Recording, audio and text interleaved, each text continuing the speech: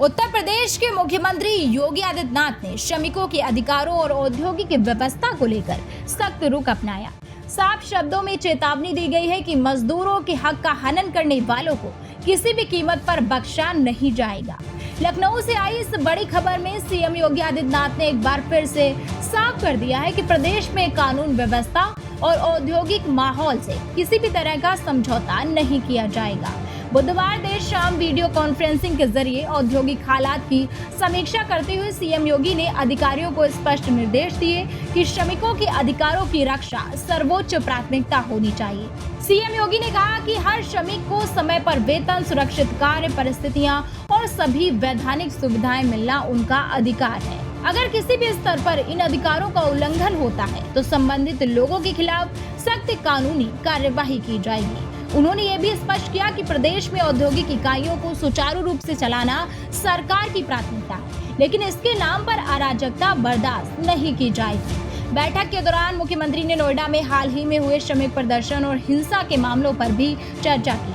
अधिकारियों को निर्देश दिए गए कि ऐसे तत्वों की पहचान की जाए जो खुद को श्रमिक बताकर औद्योगिक माहौल को खराब करने की कोशिश कर रहे हैं। इतना ही नहीं, सीएम ने आदेश दिया कि उपद्रवियों की तस्वीरें सार्वजनिक स्थानों पर लगाई जाएं ताकि उनकी पहचान हो सके और भविष्य में ऐसी घटनाओं पर रोक लगे। सीएम योगी ने जीरो टॉलरेंस नीति अपनाने पर जोर देते हुए कहा कि अफवाह फैलाने वालों, श्रमिकों को भड़काने वालों, संगठनों और बाहरी तत्वों के खिलाफ सख्त कार्यवाही की जाए। उन्होंने साफ कहा कि किसी भी बाहरी व्यक्ति को श्रमिकों की आड़ में औद्योगिक इकाइयों में प्रवेश नहीं करने दिया जाएगा। बैठक में मैन पावर सप्लाई एजेंसियों की भूमिका पर भी सवाल उठाए गए। मुख्यमंत्री ने इन एजेंसियों की गहन जांच के लिए विशेष समिति गठित करने के निर्देश दिए हैं। उन्होंने कहा कि श्रमिकों की वास्तविक संख्या, वेतन भुगतान, ईएसआई, बीमा और अन्य सुविधाओं की पूरी पारदर्शिता के साथ जांच होनी चाहिए। जहां भी शिकायतें मिले वहां थर्ड पार्टी सर्वे कराया जाए।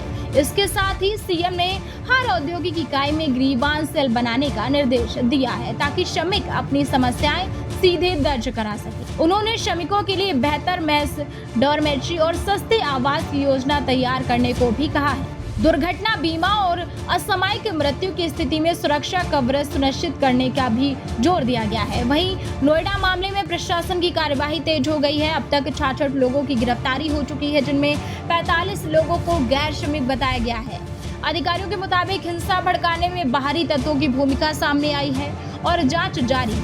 सरकार ने मैन पावर एजेंसियों को भी कड़ी चेतावनी दी है। अगर किसी एजेंसी की लापरवाही से औद्योगिक अशांति फैलती है तो उसका लाइसेंस रद्द कर दिया जाए और उसे ब्लैकलिस्ट कर दिया जाए। कुल मिलाकर मुख्यमंत्री योगी आदित्यनाथ का ये सख्त संदेश साफ है। श्रमिकों के अधिकारों की रक्षा भी होगी और कानून व्यवस्था से खिलवाड़ करने वालों पर कड़ी कार्यवाही होगी। एक तरफ श्रमिकों के अधिकारों की सुरक्षा तो दूसरी तरफ उपद्रवियों पर कड़ा प्रहार। अब देखना होगा कि सख्ती का जमीनी असर कितना नजर आता है।